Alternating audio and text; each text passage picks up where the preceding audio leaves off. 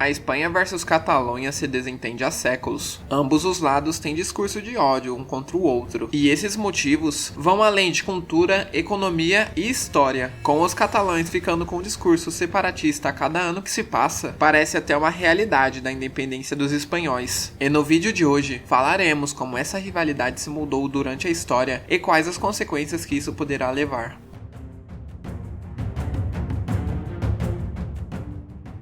Os catalães defendem que a região se formou como um estado separado por volta do século XII. Em 1150, o casamento da petrolina Rainha de Aragão e Ramon Berenguer, conde de Barcelona, formou uma dinastia e deixou aos filhos do casal todo o território das atuais regiões de Aragão e Catalunha como herança. A disposição durou até a Guerra de Sucessão, que acabou com a derrota de Valência em 1707 e da Catalunha em 1714, dando a origem à Espanha dos dias atuais. Os reis que subiram ao poder nos anos após a guerra, tentaram impor o castelhano e as leis espanholas na região, porém abandonaram suas tentativas em 1931, quando o governo nacional da Catalunha foi restaurado. Em 1936, com a tomada do poder pelo ditador Francisco Franco, o separatismo catalão foi mais uma vez abafado. Em 1938, as forças do general assumiram o controle da região, após uma batalha que matou 3.500 pessoas e levou muitas outras ao exílio. A região só se restaurou sua autonomia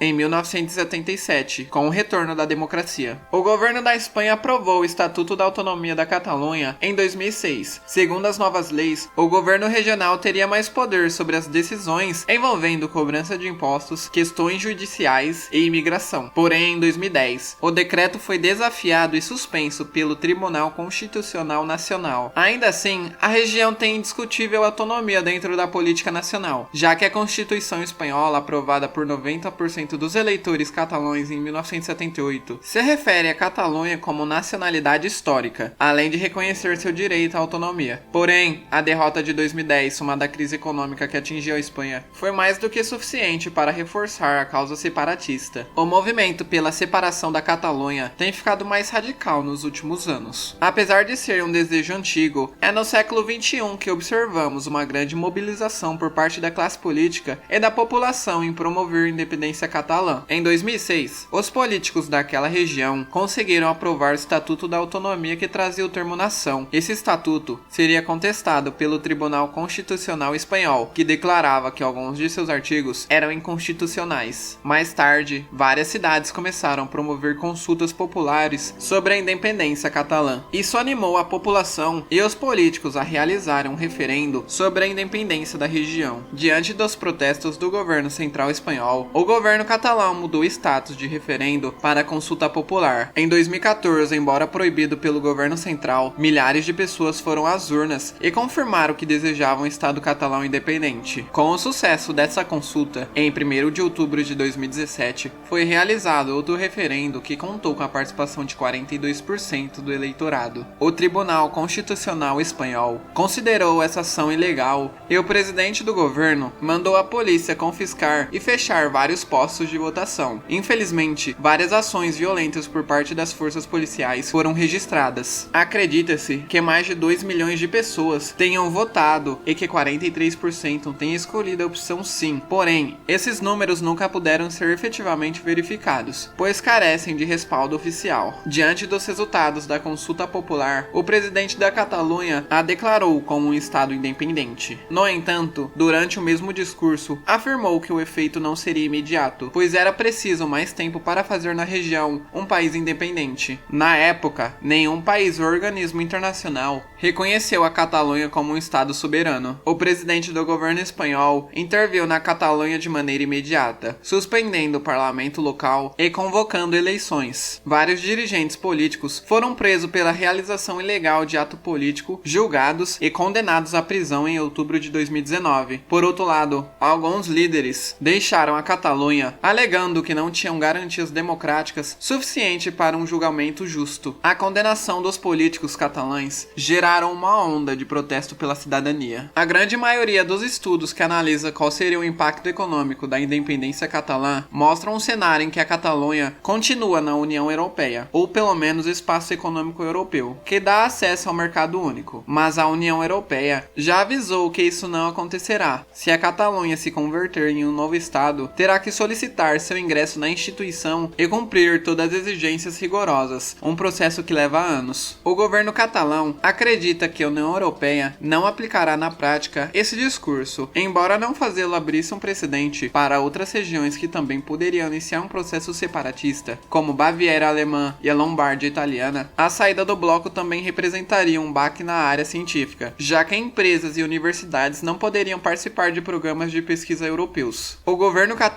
disse que a Catalunha não deixará de utilizar o euro mesmo se ficar fora da zona da moeda, assim como faz o Equador com o dólar americano. O governo catalão manteria o euro como moeda para dar segurança jurídica às transações empresariais de suas companhias. Alguns economistas consideram isso impossível, já que uma Catalunha independente nasceria com uma fuga de empresas e capitais que não a permitiria dar conta de pagamentos como os salários de seus funcionários, nem nos primeiros 100 dias. Ninguém emprestaria euros ao Estado catalão e ele teria que imprimir sua própria moeda, e ela seria brutalmente inflacionária. E por não ser membro da zona do euro, sua dívida não poderia ser utilizada para pedir financiamentos ao Banco Europeu, afirma alguns economistas. O mercado não dará a opção ao governo catalão a promover um corralito para conter a saída de euros, o que fará até os catalães pró-independência tentarem sacar seu dinheiro nos bancos. Outra consequência da adoção do euro seria o encarecimento das exportações, reduzindo a competitividade. Ao ficar de fora da zona do euro, a Catalunha perderia a rede de segurança que inclui o Banco Central Europeu, que durante as crises salvou várias identidades espanholas. Logo após o líder do catalão anunciar que declararia a independência de forma unilateral, dois dos maiores bancos catalães, o Sabadell e o CaixaBank, decidiram transferir suas sedes para outras regiões da Espanha. A ação segurou um pouco a queda que sofria na bolsa. O Conselho Assessor para a Transição Nacional da Catalunha acredita que a União Europeia atuará para evitar um cenário catastrófico como o descrito por Feito, pois esses prejuízos afetariam cidadãos e empresas que são plenamente membros da União Europeia. Segundo o governo catalão, a região aporta mais ao Tesouro Espanhol do que recebe em troca. São 16 bilhões de euros, cerca de 8% de seu PIB. Mas isso não quer dizer que a Catalunha ganharia de maneira imediata 16 bilhões de euros. Há gastos que no momento estão a cargo da Espanha, como os do exército, segurança social e aposentadoria. Descontando esses valores, o governo catalão teria um superávit de 8 bilhões de euros. O governo central admite que a Catalunha tem um saldo fiscal negativo, mas diz que 5% do seu PIB e não 8%, de acordo com os dados do Ministério da Fazenda. Uma declaração unilateral da independência geraria um declínio significante da atividade econômica, o que derrubaria a economia e, consequentemente, aumentaria o desemprego. O ministro da Economia espanhol diz que o PIB catalão se contraria entre 25% e 30% em caso de sucessão. O banco Credit Suisse, por sua vez, afirma que essa redução seria da ordem de 20%. 80% das empresas na Catalunha são multinacionais e só estão na região porque ela faz parte da União Europeia. Se saírem do bloco econômico, terão que pagar taxas. Uma em cada 3 empresas de exportação da Espanha tem sede na Catalunha, assegurando 25% das exportações do país. A Espanha compra 40% dos produtos que saem da Catalunha e outros 40% vão para o resto da União Europeia. Além disso, 14,3% dos turistas que visitam a Catalunha são da Espanha. Mesmo assim, o Conselho Assessor da Transição Nacional da Catalunha acredita que um boicote levaria a uma queda do PIB não maior de 2%.